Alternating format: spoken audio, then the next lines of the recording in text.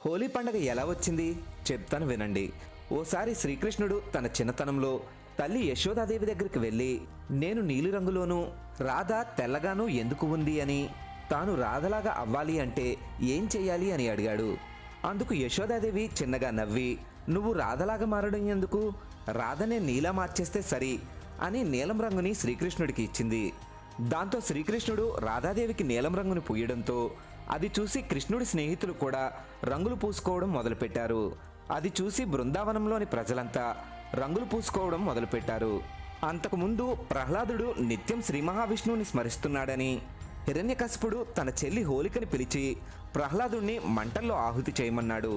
హోలిక ప్రహ్లాదుణ్ణి ఒళ్ళో పెట్టుకుని మంటల్లో దూకుతుంది, కానీ విష్ణుమాయ వల్ల ప్రహ్లాదుడు బయటపడగా హోలిక ఆ మంటల్లో కాలిపోయింది.